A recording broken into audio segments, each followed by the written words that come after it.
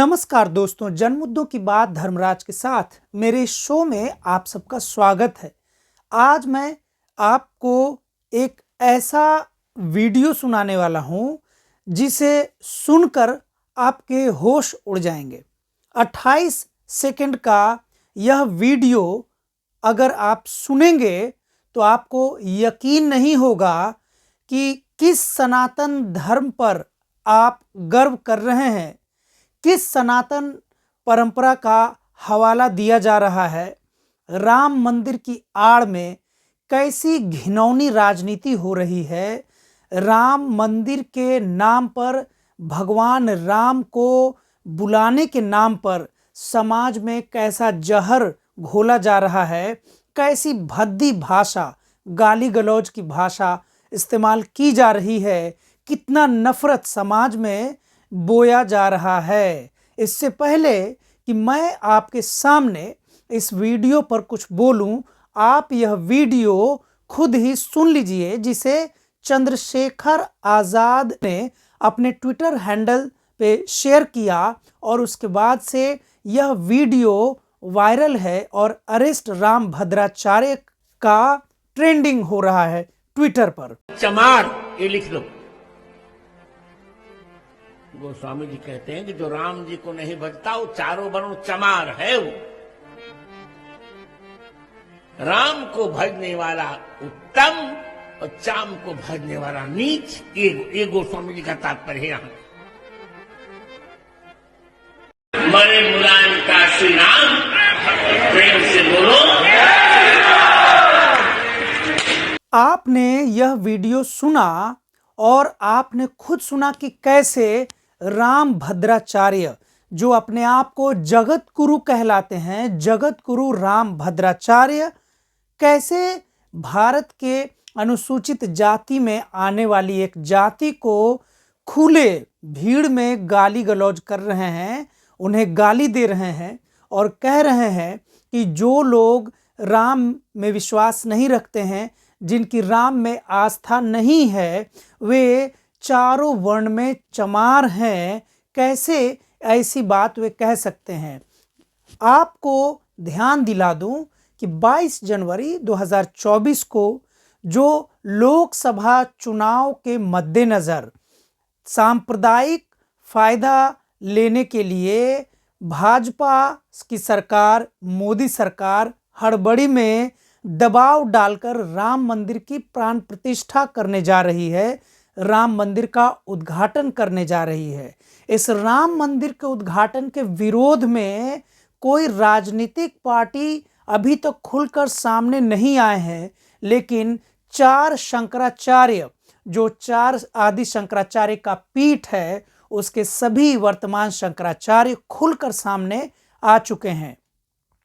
और एक शंकराचार्य तो यह भी उन्होंने साफ साफ कहा है कि यह भद्दी राजनीति हो रही है, गंदी राजनीति हो रही है। सनातन परंपरा को चुनाव से क्या लेना देना। अभी मुक्तेश्वरानंद ने खुलकर अपनी बात रखी और कहा कि सनातन धर्म शास्त्रों से चलेगा और शास्त्रों के अनुसार ऐसी व्यवस्था नहीं है कि राम मंदिर या किसी भी मंदिर के निर्माण के पहले वहाँ किसी भी प्रकार की प्राण प्रतिष्ठा की जाए। इतना ही नहीं, उन्होंने बहुत सारी बातें की जिस पर मैं यहाँ विस्तार से नहीं जाना चाहता हूँ। यह बात शंकराचार्य वाली मैंने आपके सामने इसलिए रख दी ताकि यह ध्यान में रहे, आपके ध्यान में रहे कि राम मंदिर को लेकर जो भाजपा खुशी मना रही थी, वह खुशी धीरे धीरे गम में तब्दील होने जा रहा है। क्योंकि जिस राम मंदिर के सवारी पर चढ़कर, जिस राम मंदिर के रथ पर चढ़कर गोदी मीडिया फूले नहीं समा रही थी, रातों रात अपना टीआरपी बढ़ा रही थी, अब ऐसा लगने लगा है कि न केवल राजनीतिक विपक्षी पार्टियां भाजपा के इस षड्यंत्र के खिलाफ विरोध कर रही थी, बल्कि अब तो धर्म गुरुओं के बीच में भी आपसी लड़ाई सामने आ गई है। वो एक साफ साफ कह रहे हैं कि नरेंद्र मोदी चाहते हैं कि भारत का धर्मशास्त्र, भारत के धार्मिक गुरु मोदी जी के अनुसार चले, लेकिन ऐसा नहीं हो सकता है। किसी भी राजनीतिक फायदे या नुकसान के लिए भारत के धर्मशास्त्रों में लिखी गई बातों के विरुद्ध कोई भी धर्मगुरु नहीं जाना पसंद करेंगे, वे नहीं जाएंगे। अभी तक की जो खबर है, शंकराचार्य पीठ के चारों गुरुओं ने राम मंदिर में हिस्सा लेने से साफ साफ इनकार कर दिया है। लेकिन तभी इसी बीच जगत गुरु राम भद्राचार्य के नाम से मशहूर दृष्टिहीन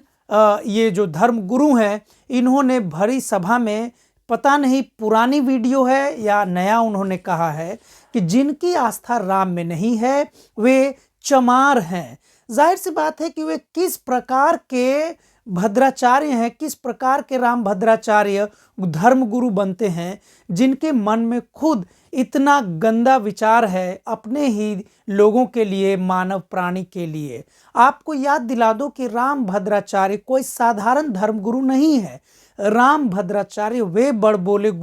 धर्म गुरु हैं जिन्होंने एक बार भीड़ में कह दिया था कि उन्होंने राम को देखा है, उन्होंने राम के दर्शन किए हैं।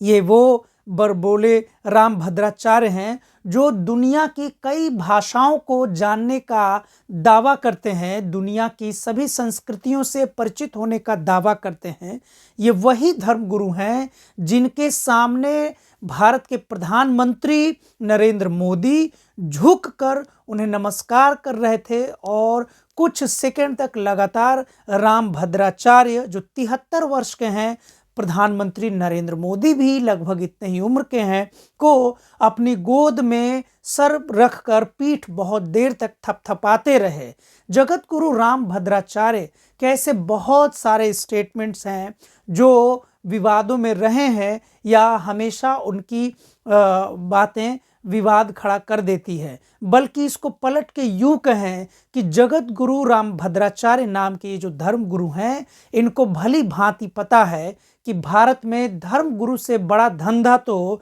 राजनेता का नहीं होता, क्योंकि राजनेताओं की आलोचना करना तो बहुत आसान है, लेकिन धर्म गुरुओं की आलोचना भारत में आसान नहीं है। इसलिए जगत गुरु राम भद्राचार्य बार बार विवाद खड़ा करते रहते हैं और सभी धर्म गुरुओं के मामले में सबसे ज़्यादा सुर्खियों में रहते हैं, सबसे अधिक चर्चा में रहते हैं। लेकिन लगता है कि इस बार राम भद्राचार्य का पाला एक ऐसे युवा नेता से, युवा तुर्क नेता से पड़ गया है जहां पर राम भद्राचार्य की बदनामी कम से कम होनी तय है। हालांकि ट्विटर पर उनके अरेस्ट को लेकर, उनकी गिरफ्तारी को लेकर ट्रेंड हो रहा है। प्रधानमंत्री नरेंद्र मोदी मतलब भाजपा की सरकार, जो कुल मिलाकर ब्राह्मणवादी विचारधारा की सरकार चल रही है, चलाती है, ऐसे में तो यह संभव नहीं लगता कि राम भद्राचार्य की गिरफ्तारी होगी। लेकिन इतना जरूर है कि जगत गुरु राम भद्राचार्य नाम के इस धर्म गुरु ने अपने भीतर के जाति श्रेष्ठता बोध को सामने रख दिया है, खुला रख दिया है, जिससे जो भी उस भीड़ में कम से कम इस समाज के लोग होंगे, इस जाति के लोग होंगे, या जो लोग भी इस वीडियो को सुनेंगे, उनकी वीडियो को सुनेंगे, उनके मन में यह भ्रम तो जरूर टूटेगा कि जगत गुरु धर्म गुरु राम भद्राचार्य चाहे कुछ भी हो, वे संत नहीं है, धर्म गुरु नहीं है और उनका किसी भी प्रकार से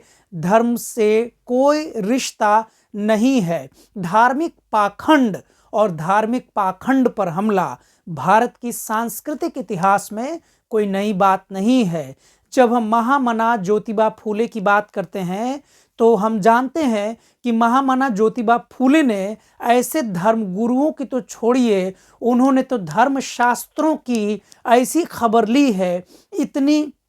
तीखी आलोचना की है, इतना बारीकी से उसका अध्ययन किया है और नास्तिक नैतिकता के आधार पर उसे छिन्न भिन्न कर दिया है, जिसका नाम सुनते ही सनातन परंपरा में विश्वास रखने वाले पाखंडियों के होश उड़ जाते हैं। बल्कि अगर हम तमिलनाडु के पेरियार की बात करें तो पेरियार का नाम सुनते ही जाहिर से बात है कि जगत गुरु रामभद्राचार्य को भी रातों को नींद आती होगी, ऐसा नहीं लगता। क्योंकि पेरियार, महामना ज्योतिबा फूले और डॉक्टर अंबेडकर, ये लोग ऐसे नाम हैं, ये तीन उन महापुरुषों के नाम हैं कि जिन महापुरुषों ने आधुनिक भारत के, श्रेष्ठ भारत के और विकसित भारत की नींव असली मायने में रखी। आप सुन सकते हैं रामभद्राचार्य के इसी 28 सेकंड के वीडियो में जो चंद्रशेखर ने अपने ट्विटर से हैंडल से शेयर किया है, ट्विटर हैंडल में शेयर किया है कि कैसे ये नफरत भरी भाषा जो एक राजनेता भी अपने विरोधियों के लिए मंच पर नहीं करते हैं, वैसी भाषा का प्रयोग ये अपने धर्म सभा में कर रहे हैं, प्रवचन के दौरान कर रहे हैं। यही धर्मगुरु के नाम पर ये रामभद्राचार्य भूल चुके हैं कि जिस भगवान की आप आलोचना करने वालों की निंदा कर रहे हैं, गाली दे रहे हैं, उसी भगवान के बारे में कम से कम इतना कहा जाता है कि उन्होंने अपनी विमाता की बात रखने के लिए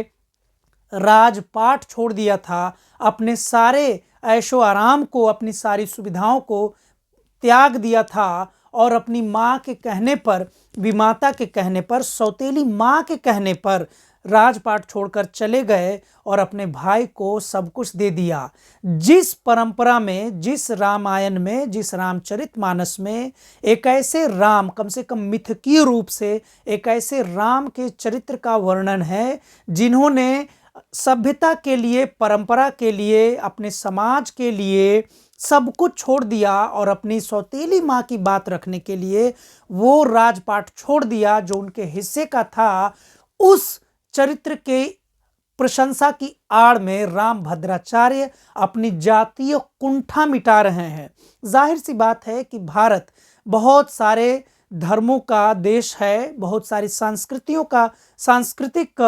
व्यवस्था का देश है। यहाँ पर वैष्णव और शिव के उपासकों के बीच युद्ध का भी इतिहास रहा है। बल्कि आप राम मंदिर के उद्घाटन में भी अभी मुक्तेश्वरानंद ने तो खुलकर अपने इंटरव्यू में कह रहे थे, कहा है कि जो रामानंदाचार्य हैं, जो रामानंद की परंपरा में हैं, जो राम की परंपरा में हैं, चंपत राय का नाम लेते हुए उन्होंने कहा कि वे भी राम की परंपरा में नहीं है, वे भी वहां क्या कर रहे हैं। शंकराचार्य की परंपरा के लोगों ने खुलकर राम की परंपरा के इस राम मंदिर की प्राण प्रतिष्ठा का बहिष्कार कर दिया है। हम तो नहीं जानते कि शिव के उपासकों में और राम के यानी वैष्णव के उपासकों में वर्तमान समय में कितना आपसी दुश्मनी है, आपसी नफरत है। लेकिन राम मंदिर के बहाने से जो चीज़ सामने आ रही है वे प्राचीन काल से चली आ रही सनातन परंपरा के बीच आपसी मतभेद को खुलकर रख रही है। इस मतभेद को किसी भी गाली गलौज से नहीं हल किया जा सकता है, बल्कि मतभेद पर विमर्श किया जा सकता है, उस पर खुलकर बात हो सकती है। लेकिन हम सभी जानते हैं कि हिंदू सनातन परंपरा में खुलकर बात रखने की परंपरा वर्तमान समय में तो नहीं ही है, ना ही इसकी उम्मीद की जा सकती है। रामभद्राचार्य अपने ही प्रवचन में धर्मसभा में नारे लगा रहे हैं, मरे मुलायम कांशी राम। आप खुद सोच सकते हैं कि मरने की वे आकांक्षा कर रहे हैं उस नेता की जो दोनों लोग गुजर चुके हैं। तो आप समझ जाइए कि आप जिस भी धर्म गुरुओं की समर्थन में खड़े होते हैं, वे धर्म गुरु वास्तव में उनका कोई भी रिश्ता किसी भी प्रकार के धर्म से है और उस धर्म का कोई भी पक्ष मानवीयता के साथ खड़ा होता है। रामभद्राचार्य के इस वीडियो को सुनने के बाद तो साफ साफ यही लगता है कि रामभद्राचार्य चाहे जो भी हो, न तो वे धर्मगुरु हैं, न तो उनका कोई धार्मिकता से लेना देना है। वे शुद्ध रूप से एक राजनीति की भाषा, राजनेता की भाषा बोल रहे हैं। लेकिन वह भी एक ऐसे राजनेता की भाषा बोल रहे हैं जो आगे चल के खुद अपनी बात से मुकर जाता है। ऐसे बहुत सारे नेता आए दिन पैदा होने लगे हैं जो मंच पर कुछ और कहते हैं, मंच से नीचे उतरते ही उस बात को नकारने लग जाते हैं। रामभद्राचार्य की यह टिप्पणी बहुत ही निंदनीय है। रामभद्राचार्य को याद रखना चाहिए कि अगर इसी प्रकार से अपने भीतर का नफरत, भारत की सबसे बड़ी आबादी SC ST OBC के प्रति आप यह नफरत वाली सोच रखेंगे तो वह दिन दूर नहीं है जब फिर से महामना ज्योतिबा फूले, पेरियार जैसे लोग, डॉक्टर अंबेडकर जैसे लोगों का जन्म उत्तर प्रदेश की उसी भूमि में होगा जहां से खुद रामभद्राचार्य आते हैं, जहां से खुद उनका ताल्लुक है। मैं इस वीडियो के माध्यम से एक ही बात कहना चाहता हूं कि चाहे आप किसी भी धर्म में विश्वास रखते हो, दुनिया का कोई भी धर्म कम से कम यह तो नहीं सिखाता है कि हम किसी दूसरे धर्म से नफरत करें, उसके धर्म के मानने धर्मावलंबियों से, उस धर्म को दूसरे धर्म के मानने वालों से नफरत करें। बल्कि धर्म कोई भी हो, विमर्श की जगह जिस धर्म में नहीं है वह धर्म लोग मानने से इनकार कर देंगे, नहीं तो समय के साथ उस धर्म की प्रासंगिकता खुद ब खुद कम हो जाएगी। हमें यह नहीं भूलना चाहिए। मैं दक्षिणपंथी कट्टरपंथियों का ही, चरमपंथियों का ही तर्क का सहारा लेते हुए यह बात कहना चाहता हूं कि जो